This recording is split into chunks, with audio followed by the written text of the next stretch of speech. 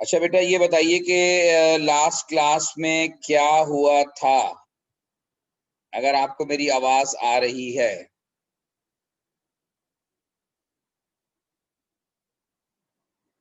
जी, अगर कोई ऐसा स्टूडेंट जो जाग भी रहा हो और लास्ट क्लास में मौजूद भी हो।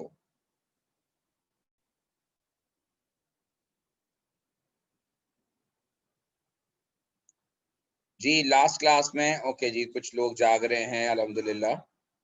Zero order, order of reaction, okay. तो ऑर्डर पे बात शुरू कर दी थी, इसका मतलब ये है कि अगर मुझे ये स्लाइड्स जो हैं ये नो, ये मैकेनिज्म की है और ऑर्डर की शायद ये हो, राइट।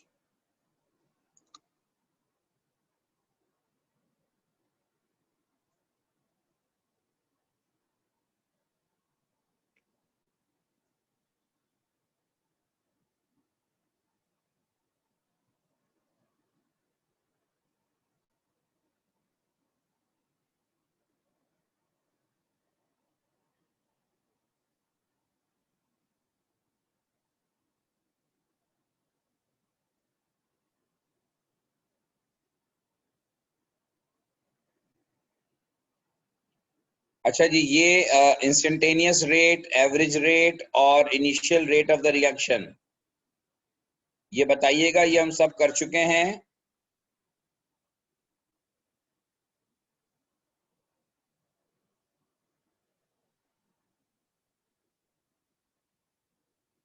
जी ओके, ठीक है। और इसके बाद जो है वो हमने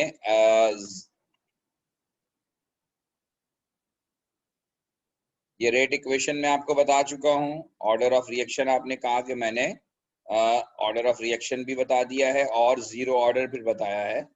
और जीरो ऑर्डर में आपको ये वाली बात बताई है लास्ट, और फिर उसके बाद हमने ये ग्राफ बनाया था। इज इट नहीं? ओके जी। अब आज हम बात करते हैं related to first order.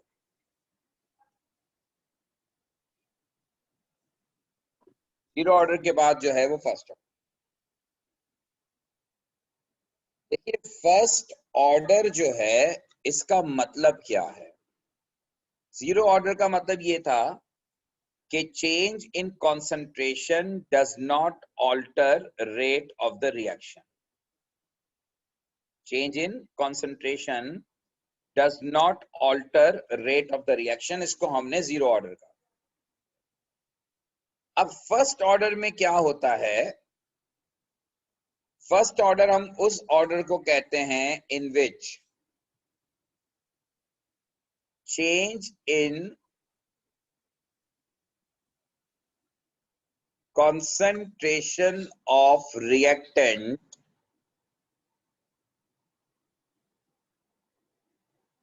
will change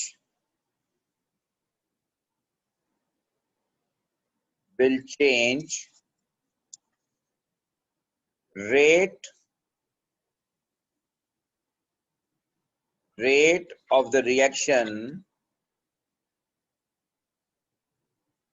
in a same proportion.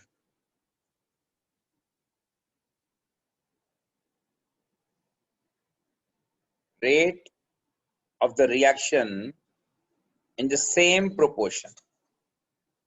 In the same proportion का मतलब ये है कि अगर आपने कॉन्सेंट्रेशन को डबल किया है तो रेट इज ऑल्सो डबल। अगर आपने कॉन्सेंट्रेशन को हाफ किया है तो रेट इज ऑल्सो हाफ। यानी आपने कॉन्सेंट्रेशन में जितने टाइम का चेंज किया है, रेट में उतने ही टाइम का ऑल्टर आएगा। इस केस को हम कहते हैं कि ये है first order with respect to given reactant. First order with respect to given reactant.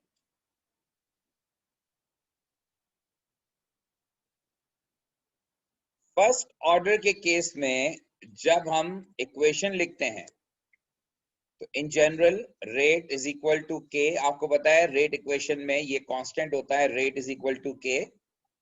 और फिर बाकी हम रिएक्टेंट्स लिखते हैं, और वो रिएक्टेंट्स जो है वो डिपेंड करता है कि रिएक्टेंट जो है वो उसकी पावर क्या है। तो यहाँ पर जो आप रिएक्टेंट लेंगे, यहाँ पर रिएक्टेंट जो भी होगा उसकी पावर 1 होगी। This is for first order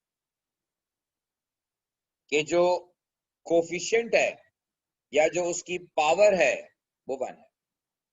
तो फर्स्ट ऑर्डर का मतलब ये होता है कि only one reactant molecule is responsible to alter rate of the reaction.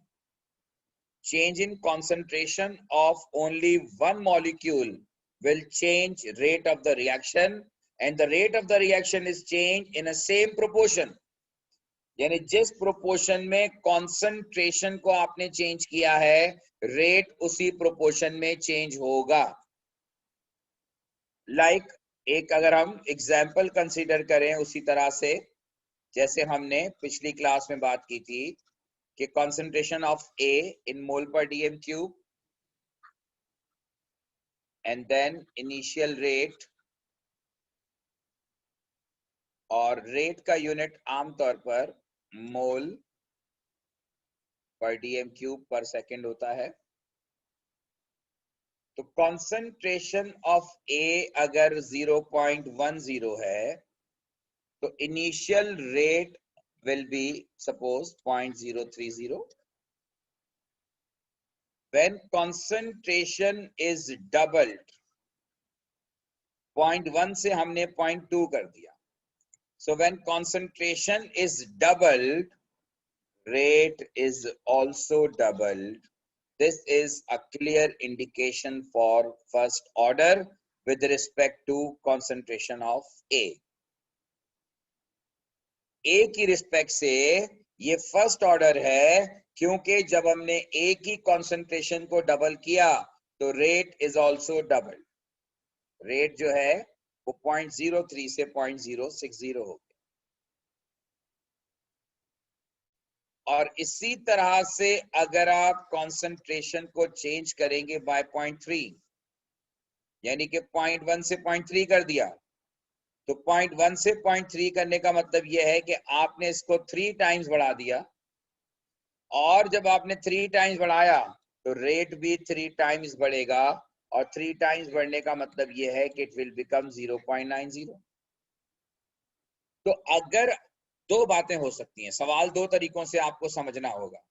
कभी कभार एग्जामिनर आपको डेटा देता है और उससे आपको ऑर्डर फाइंड करना होता है, और कभी कभार आपको ऑर्डर मालूम होता है, उससे आपको नया रेट प्रेडिक्ट करना होता है। तो ये दोनों केसेस में आपको कॉन्सेप्ट समझने की जरूरत है कि जब भी कॉन्सेंट्रेशन को आप चेंज करें, जितने टाइम्स आप कॉन्सेंट्रेशन को चेंज करेंगे, रेट उतने टाइम ऑल्टर होगा। जितने टाइम आप कॉन्सेंट्रेशन को चेंज करेंगे, रेट उतने ही टाइम ऑल्टर होगा। अगर आप कॉन्सेंट्रेशन को डबल करेंगे, रेट डबल होगा। इवन अगर आप कॉन्सेंट्रेशन को हाफ कर दें, जैसे अब मैंने यहाँ 0.05 कर दिया, तो जब कॉन्सेंट्रेशन आप 0.05 करेंगे तो rate is also decrease by half, यानी कि 0.015 हो जाए। रेट जो है वो 0.015 हो जाएगा पहले के मुकाबले में चेंज, तो रेट विल बिकम 0.015।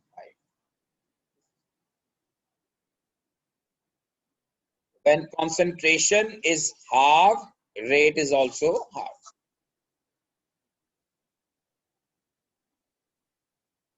ये है आइडिया। तो जब भी आप concentration को alter करते हैं, rate is also altered. But in case of first order reaction, rate is changed. तो जितने टाइम कंसंट्रेशन आप चेंज करेंगे, रेट में उतने ही टाइम का चेंज आएगा। ये इंडिकेशन है फर्स्ट ऑर्डर। तो अगर आपको ऑर्डर मालूम नहीं है, आगे हम क्वेश्चंस करेंगे, पास पेपर में भरे हुए ऐसे क्वेश्चंस जिसमें एग्जामिनर आपको डाटा देता है और फिर उस डेटा से सबका अलग अलग ऑर्डर प्रिडिक्ट करवाता है और फिर बाद में वो एक कलेक्टिव इक्वेशन लिखवाता है और फिर उसका रेट वगैरह कैलकुलेट करवाता है। वो सारी बातें आप आगे करेंगे। अच्छा, एक चीज और मैं आपको बता दूं इसमें यूनिट ऑफ के के लिए, क्योंकि के का जो यूनिट होता है वो हर ऑर्डर का अलग अलग होता है। आपको यूनिट ऑफ के निकालना आना चाहिए। हमने अभी हमने रेट जो इक्वेशन लिखी थी वो लिखी थी कि रेट इज इक्वल टू के इंटू कॉन्सेंट्रेशन ऑफ आर की पावर 1। ये फर्स्ट ऑर्डर की इंडिकेशन थी। अब रेट का जो यूनिट होता है वो मोल पर डीएम क्यूब पर सेकेंड होता है, कांस्टेंट के हो गया, और यहां पर कॉन्सेंट्रेशन इज मोल पर डीएम क्यूब। अब ये मोल पर डीएम क्यूब कैंसिल आउट हो जाएगा, तो K is equivalent to second inverse.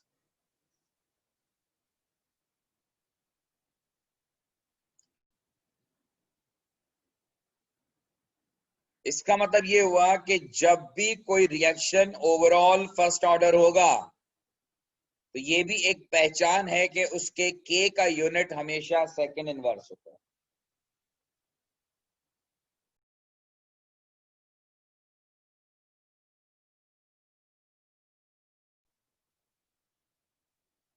Unit of K जो है उससे आप ऑर्डर प्रिडिक्ट कर सकते हैं। तो अगर K का यूनिट सेकेंड इनवर्स या टाइम इनवर्स हो सकता है, टाइम मिनट में लिया हुआ हो, तो टाइम इनवर्स अगर आपका यूनिट है तो ये क्लियरली इंडिकेट करता है कि ये फर्स्ट ऑर्डर है with respect to given react.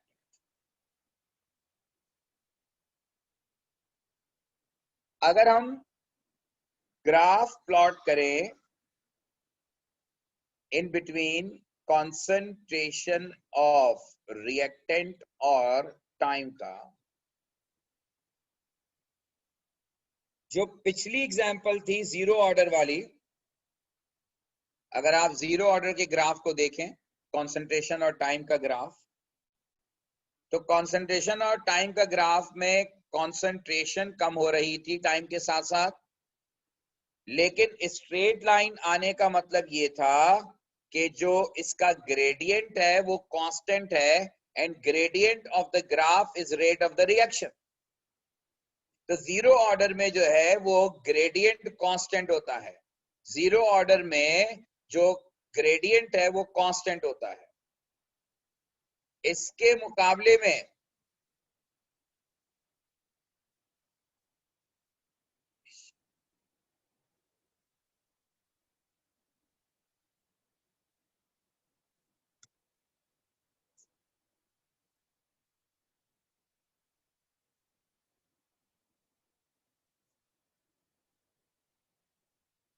अच्छा जी, इसके मुकाबले में जब हम फर्स्ट ऑर्डर के लिए करते हैं ये काम,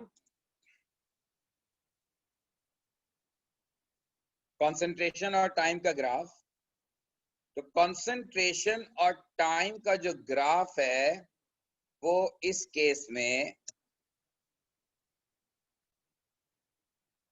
कुछ इस तरह से है।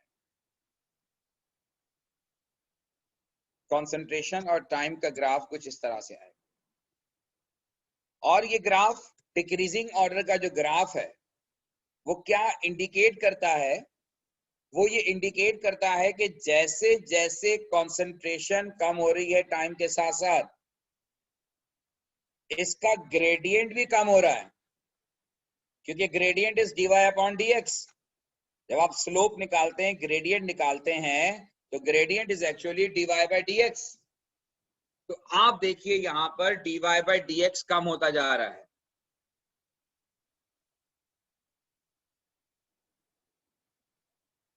यहां पर आप देखें dx की वैल्यू कम है, यहां पे dx की वैल्यू ज्यादा है। तो डिक्रीजिंग ऑर्डर का जो ग्राफ होता है वो ये इंडिकेट करता है कि ग्रेडियंट कम हो रहा है, और जो ग्रेडियंट कम हो रहा है वो सेम प्रोपोर्शन में कम हो रहा है। इस प्रोपोर्शन में कंसंट्रेशन कम होती जा रही है, उसी प्रोपोर्शन में ग्रेडियंट भी कम हो रहा है, रेट भी कम हो रहा है। So this is a shape of curve, shape of graph whenever it is plotted in between concentration of reactant and time.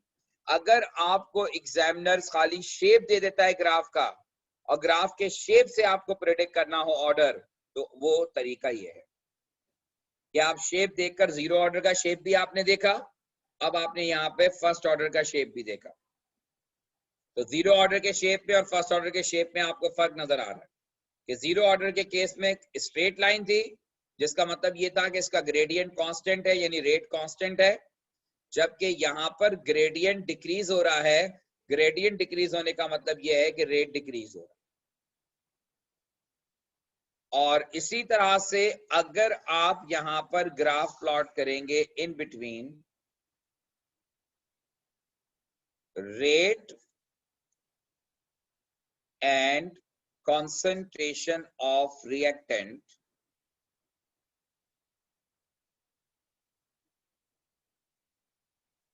ये ग्राफ जो है वो स्ट्रेट लाइन आएगा। और इस ग्राफ के स्ट्रेट लाइन आने की वजह यह है कि जैसे जैसे आप कंसंट्रेशन बढ़ाते जाएंगे रेट बढ़ता जाएगा, डायरेक्टली प्रोपोर्शन का रिलेशन। तो फर्स्ट ऑर्डर एक्चुअली होता ही डायरेक्टली प्रोपोर्शनल है कि आपने जितने टाइम कंसंट्रेशन को बढ़ाया रेट उतने ही टाइम बढ़ेगा, या जितने टाइम आपने कंसंट्रेशन को कम किया रेट उतने ही टाइम कम हो। ये है बेटा फर्स्ट ऑर्डर का कॉन्सेप्ट, उससे रिलेटेड डाटा, उसका यूनिट ऑफ के और उससे रिलेटेड ये दो ग्राफ्स। कोई सवाल इससे रिलेटेड अगर आपके जहन में है, कोई ऐसी बात जो क्लियर ना हुई हो तो आप पूछ लीजिए। सर ग्रेडियंट जो है वो रेट होता है ना, तो ये ग्राफ इस तरह क्यों जा रहा है पॉजिटिव ग्रेडियंट में, जबकि ग्रेडियंट तो कम हो रहा है कर्व वाले ग्राफ में? तो भाई ग्रेडियंट तो dy बाय dx होता है, डिक्रीजिंग ऑर्डर है ना, पॉजिटिव है, ये नेगेटिव ग्रेडियंट भी हो सकता है, इससे क्या फर्क पड़ेगा। आपकी कंसंट्रेशन कम हो रही है टाइम के साथ साथ, तो क्या आएगा शेप ऑफ कर्व। जब एक क्वांटिटी कम हो रही हो दूसरी क्वांटिटी इंक्रीज हो रही हो तो क्या होता है उसका, भाई टाइम बढ़ता जाएगा, कंसंट्रेशन कम होती जाएगी जी, ठीक है ना। तो ग्राफ का शेप तो यही आएगा, और इसका ग्रेडियंट जो है वो कम इसलिए हो रहा है कि अल्टीमेटली dy बाय dx की वैल्यू कम होती जाएगी। तो सर ये रेट वाले ग्राफ में रेट एंड कंसंट्रेशन का जो ग्राफ है इसमें तो रेट बढ़ रहा है ना, वो कर्व नहीं है, वो स्ट्रेट लाइन है। तो कम होना चाहिए ना, रेट ऊपर से नीचे आना चाहिए। अगर रेट कम ऊपर से नीचे आए या नीचे से ऊपर है, बात तो बेटा एक ही है ना। जब कंसंट्रेशन जीरो होगी तो रेट जीरो होगा, कंसंट्रेशन बढ़ेगी तो रेट बढ़ेगा, और बढ़ेगी तो और बढ़ेगा, और बढ़ेगी और बढ़ेगा। समझ में आई बात? जी, इससे क्या फर्क पड़ता है कि हम उधर से बनाएं या उधर से बनाएं, तो उसमें परेशान होने की कोई बात नहीं है। सही। ठीक है, क्लियर हो गई बात? Yes sir. ओके, अब आते हैं हम next second order.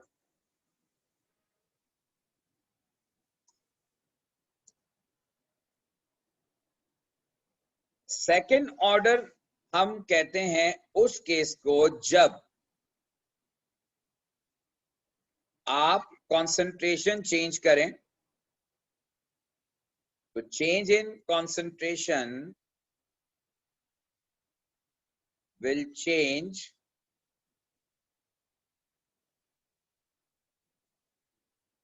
rate of the reaction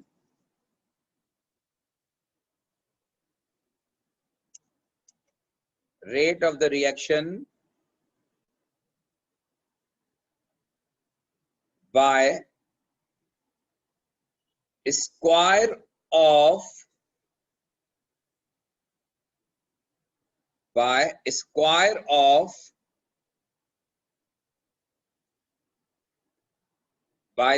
of change in concentration of reactant।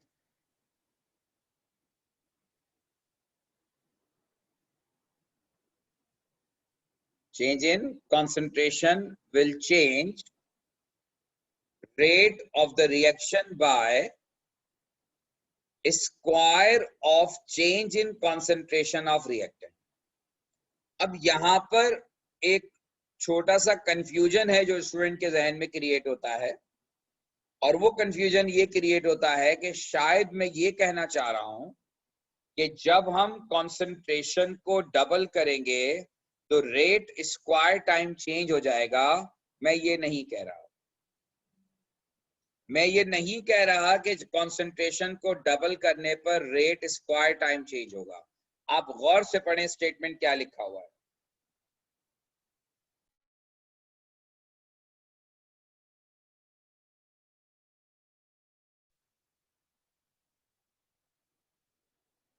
तो चेंज इन कंसंट्रेशन जो है, यहां पर मैंने ये नहीं लिखा कि change in concentration will change rate of the reaction by square time. यहां लिखा है कि change in concentration will change rate of the reaction by square of change in concentration of reactant.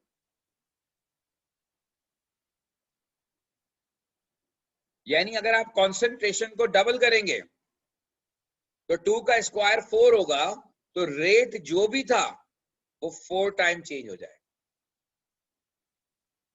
अगर आपने कंसंट्रेशन को थ्राइस किया तो 3 का स्क्वायर 9 है, इसका मतलब है रेट 9 टाइम्स चेंज हो जाएगा।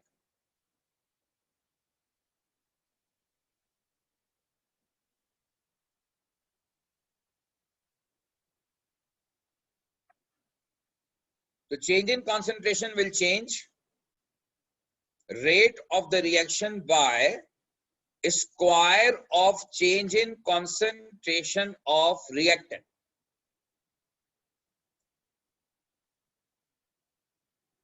जैसे अगर मैं आपको यहां उसी तरह का एक डेटा लिखूं कि concentration of A in mole per dm cube and initial rate again in mole per dm cube per second. अब concentration of A is 0.10 और initial rate suppose 0.050 है, और हमने concentration of A को डबल कर दिया 0.20, यानी कि 2 times change. Now, if it is second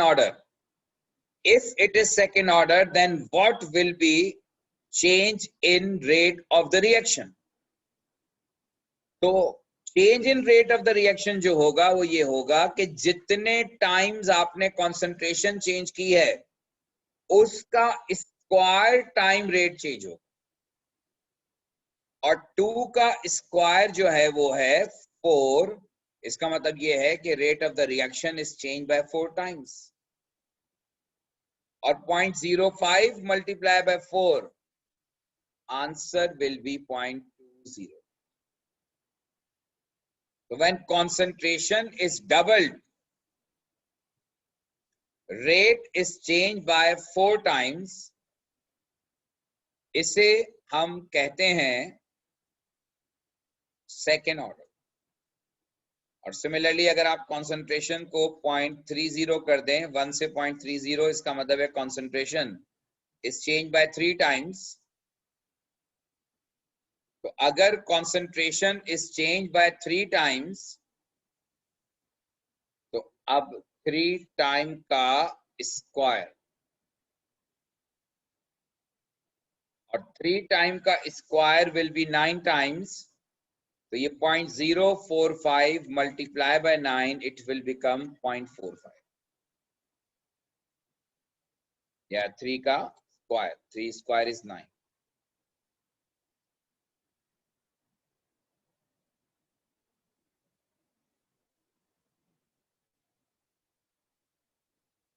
hopefully आपको मेरी बात समझ में आ गई होगी।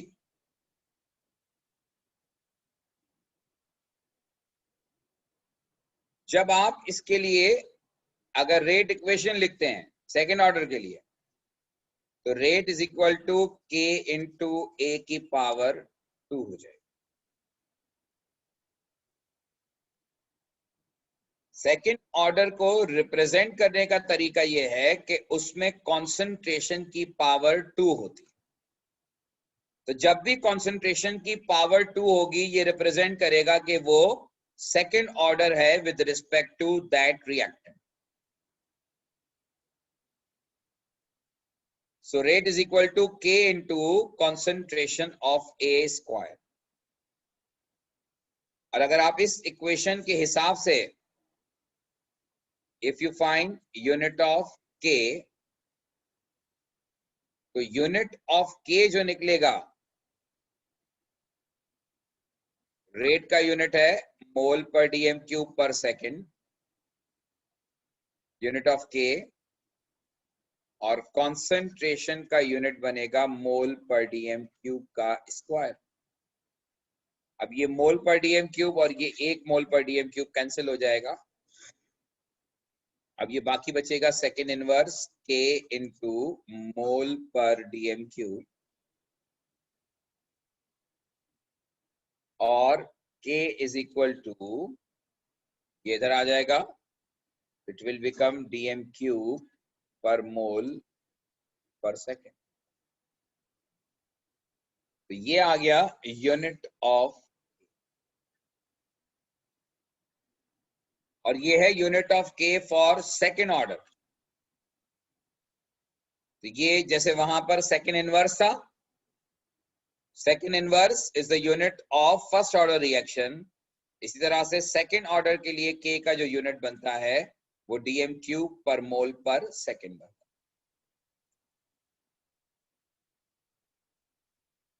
अब जीरो, फर्स्ट और सेकेंड ऑर्डर आपके सिलेबस का डायरेक्ट पार्ट है। थर्ड ऑर्डर रिएक्शन हमारे सिलेबस का डायरेक्ट पार्ट नहीं है, लेकिन बहुत सारे पेपर्स के अंदर इससे रिलेटेड बात हुई है, और चूंकि कंबाइन ऑर्डर थर्ड हो सकता है, इसलिए मैं थोड़ा सा थर्ड भी डिस्क्राइब करता हूं। आप सिलेबस में देखेंगे तो सिर्फ आपको वैसे ग्राफ और रिलेशंस फर्स्ट, जीरो, फर्स्ट और सेकंड के पता होने चाहिए, लेकिन थर्ड ऑर्डर भी हम थोड़ा सा डिस्कस करते हैं, क्योंकि आगे इससे रिलेटेड पास्ट पेपर के क्वेश्चंस हैं जिनमें कलेक्टिव ऑर्डर थर्ड है, तो वहां पर आपको के वैल्यू वगैरह निकालने का इश्यू आएगा। थर्ड ऑर्डर में क्या होगा कि थर्ड ऑर्डर में जब आप कॉन्सेंट्रेशन चेंज करेंगे, तो change in concentration will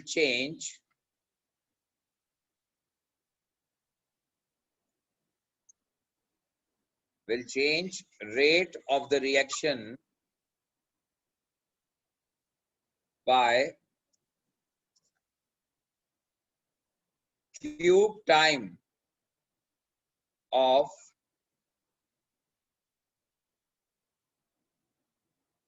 change in concentration of reactant.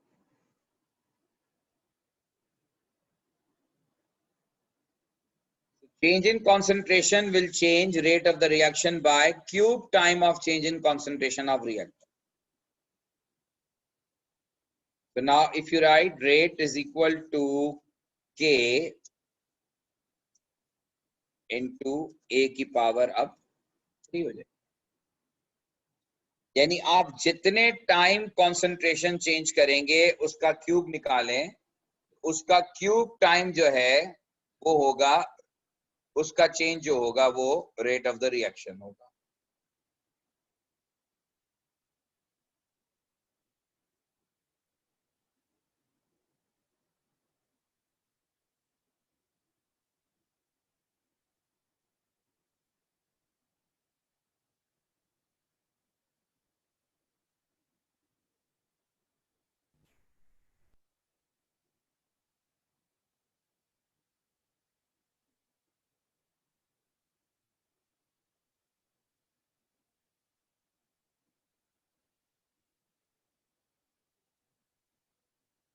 ठीक है जी, क्लियर हो गई ये बात?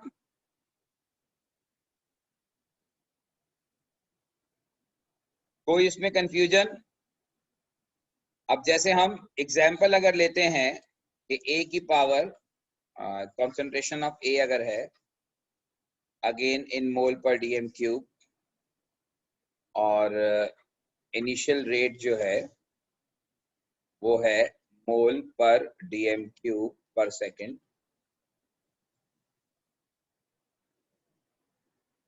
कंसंट्रेशन ऑफ ए और अगर ये 0.20 है और आपने कंसंट्रेशन को डबल कर दिया 2 टाइम्स,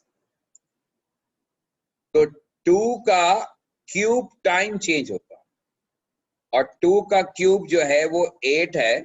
इसका मतलब है कि rate will change bye 8 times यानी 1.60।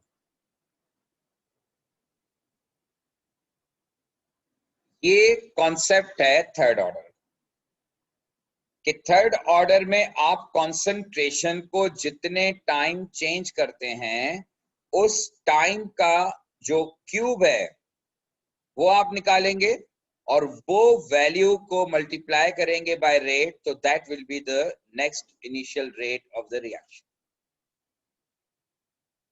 होपफुली आपको बात समझ में आ गई हो।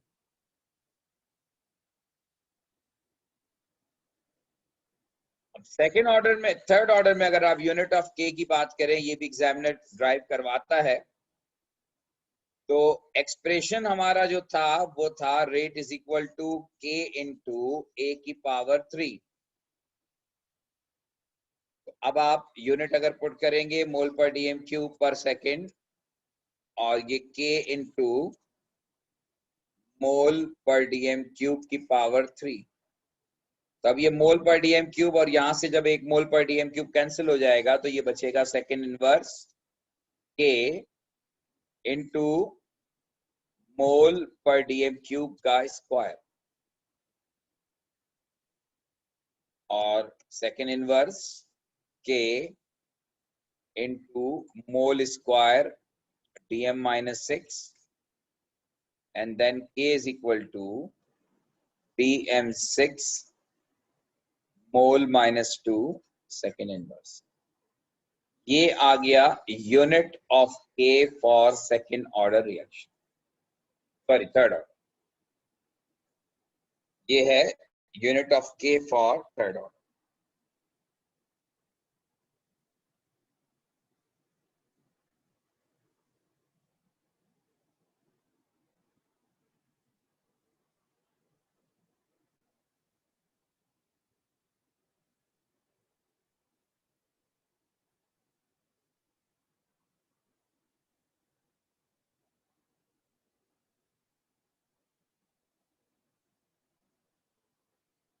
ओके बेटा, कोई क्वेश्चन?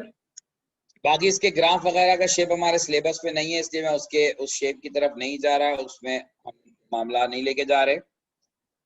अब मैं आपको बताऊंगा कि हाउ टू प्रिडिक्ट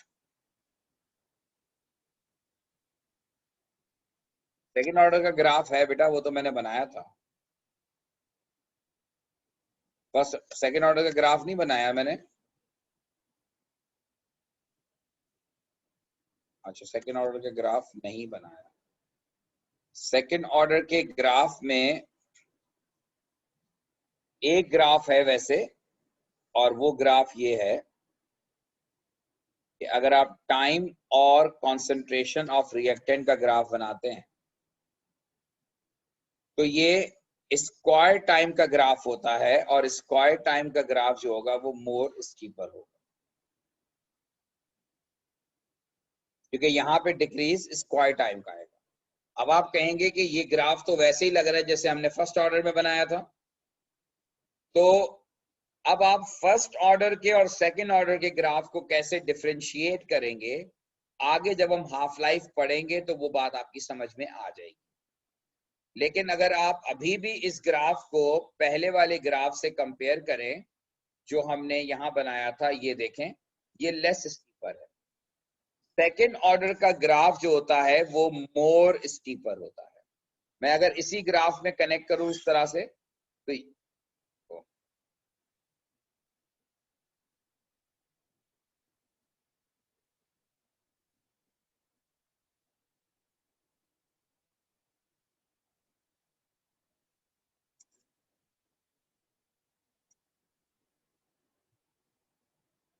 तो सेकंड ऑर्डर का ग्राफ जो है वो मोर स्टीपर होता है और फर्स्ट ऑर्डर का ग्राफ उतना स्टीपर नहीं होता।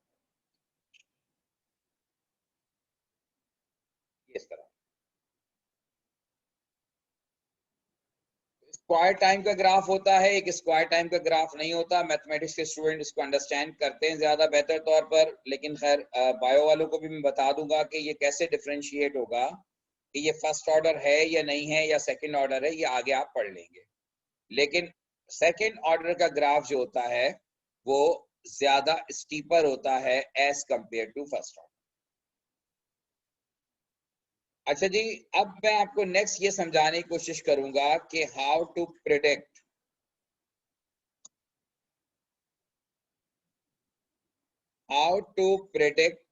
order of order by using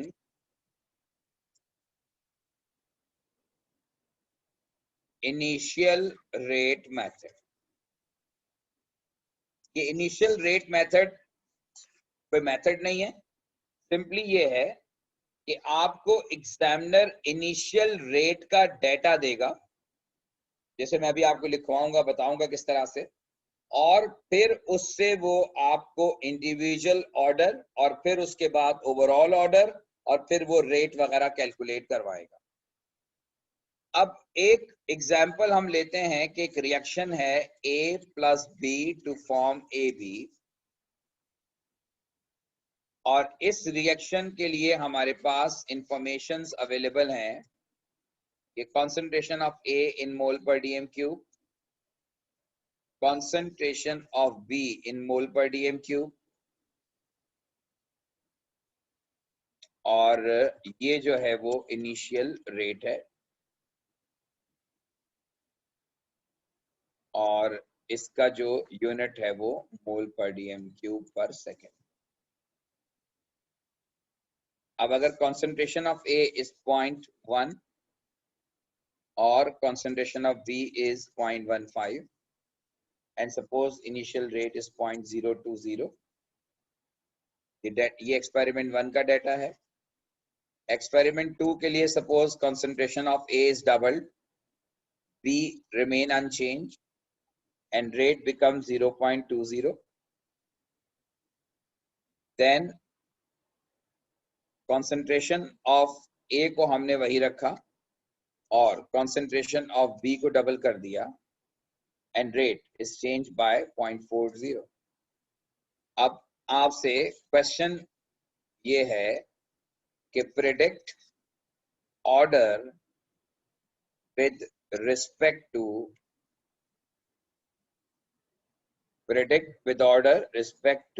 A and B। Predict order with respect to A and B। A और B के रिस्पेक्ट से आपको ऑर्डर प्रिडिक्ट करना है। By using initial rate method का मतलब यह है कि आपको इनिशियल रेट का डेटा गिवन और कॉन्सेंट्रेशन का डेटा गिवन, आप इस डेटा को यूज करते हुए इस रिएक्शन में A और B का इंडिविजुअल ऑर्डर फाइंड करें। अब इसके लिए तरीका ये होता है कि आप कोई भी दो डेटा कंपेयर कर सकते हैं, लेकिन कोशिश ये करेंगे सबसे पहले कि आप उन दो डेटा को कंपेयर करें जहां पर किसी एक की कॉन्सेंट्रेशन सेम हो और दूसरे की चेंज हो रही हो, ताकि अगर दोनों की एक साथ चेंज हो रही होगी तो ये फिर प्रेडिक्ट करना डिफिकल्ट होगा कि किसकी वजह से कितना चेंज आ रहा है। तो it is better to select, जरूरी नहीं कि डेटा 1 और 2 को कंपेयर करें, आप 1 3 को भी कंपेयर कर सकते हैं। अगर आपको लगता है बेहतर तो आप 1 3 को भी कंपेयर कर सकते हैं, और वरना आप जो है वो वाइस वर्सा भी कर सकते हैं। अब आप देखें यहां पर हमने ए की कॉन्सेंट्रेशन को डबल किया है while B remain unchanged, लेकिन there is no change in rate of reaction. Although concentration of A is doubled, B remain unchanged but there is no change in initial rate of the reaction. इसका मतलब ये हुआ कि with respect to A,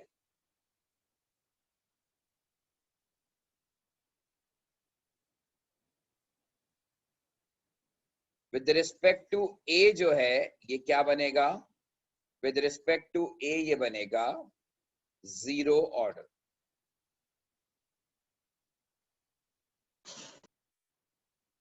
with respect to A जो है ये zero order बनेगा. उसकी वजह ये है कि अगर एक्सप्लेनेशन आपने देनी है कि when concentration of A is doubled while concentration of B remain unchanged, the rate is altered by there is no change in rate of the reaction occurs. So when concentration of A is doubled but rate is not changed, तो ये clearly indicate कर रहा है कि with respect to A it is zero order. Next, अगर आप B के respect से देखें तो अब अगर हम डेटा 2 और 3 को कंपेयर करें तो डेटा 2 और 3 में there is no change in concentration of A while concentration of B is changed by 2 times. concentration of B को हमने डबल किया है and rate is also doubled. इसका मतलब ये हुआ कि हमने जितने टाइम concentration को तब्दील किया है रेट उतने टाइम तब्दील हुआ है. तो यहां ये क्लियर हो गया कि with respect to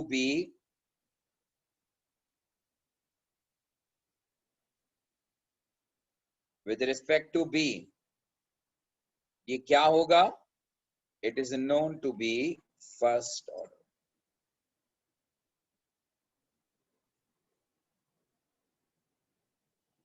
with respect to B जो है ये फर्स्ट ऑर्डर.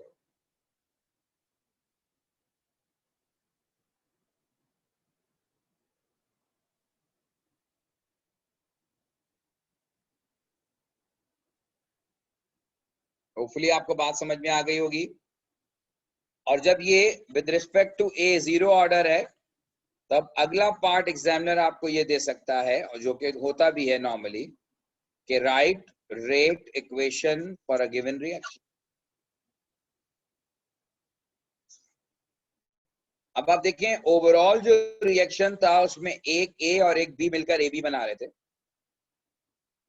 लेकिन जो डेटा है वो ये सपोर्ट कर रहा है कि विद रिस्पेक्ट टू ए ये जीरो ऑर्डर है और विद रिस्पेक्ट टू बी जो है ये फर्स्ट ऑर्डर है.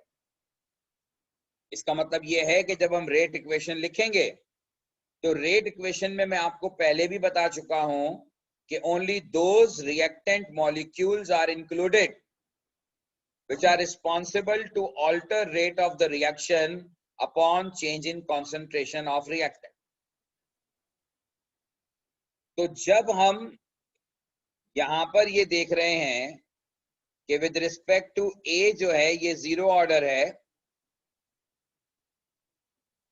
और विद रिस्पेक्ट टू बी ये फर्स्ट ऑर्डर है, तो इसका मतलब ये हुआ कि rate is equal to K into concentration of A की power zero, because with respect to A it is zero order, और concentration of B की पावर 1 होगी because it is first order with respect to B. यानी overall जब हम rate equation लिखेंगे तो overall rate equation में क्या होगा कि rate is equal to K into B. ये है ओवरऑल रेट इक्वेशन.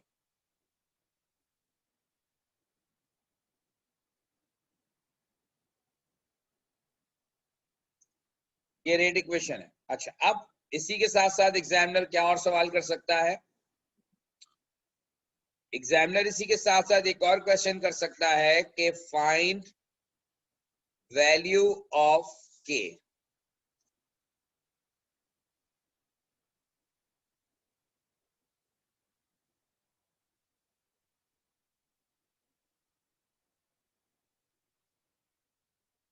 अब वैल्यू ऑफ के निकालने के लिए आप कोई भी एक डेटा यूज कर सकते हैं. चाहे आप एक्सपेरिमेंट 1 का करें, एक्सपेरिमेंट 2 का करें, एक्सपेरिमेंट 3 का करें, और वो डेटा आपने रेट इक्वेशन में पुट करना है। जैसे रेट इक्वेशन में हमने रेट पुट किया, अगर हम डेटा एक्सपेरिमेंट 1 का लेते हैं तो 0.020 ये रेट की जगह आ जाएगा। के की वैल्यू फाइंड आउट करनी है, और कॉन्सेंट्रेशन ऑफ बी जो है, कॉन्सेंट्रेशन ऑफ बी जो है यहां पर, वो हमने यहां ऑब्जर्व की है, कॉन्सेंट्रेशन ऑफ बी, और concentration of B is 0.1, concentration of B is 0.15। आपने 0.15 यहां पुट कर दिया, और अब ये 0.020 divided by 0.15 is equal to K, answer निकाल लीजिएगा।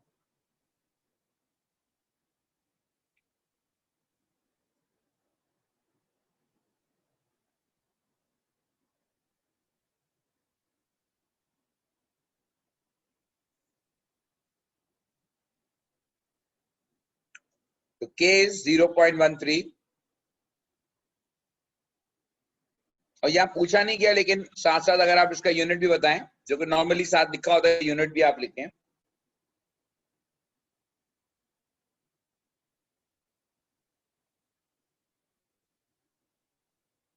तो आप यहां पर देखें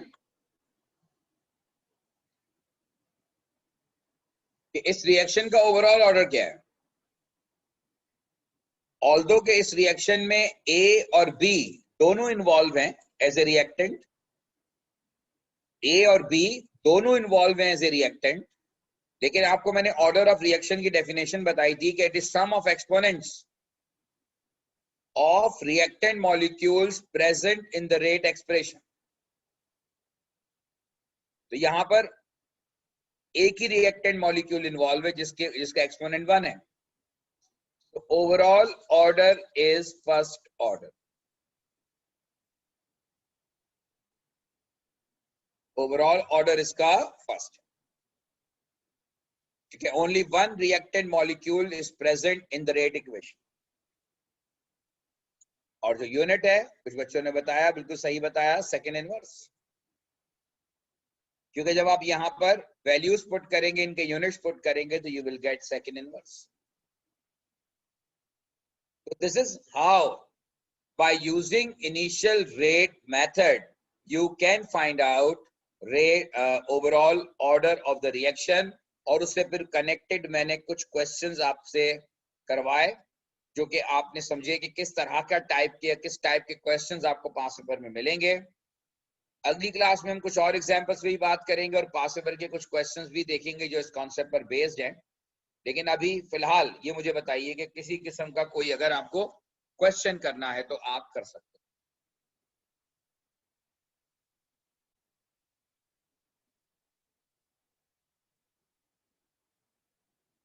ठीक है बेटा, फिर इंशाल्लाह बाकी बात करेंगे कल।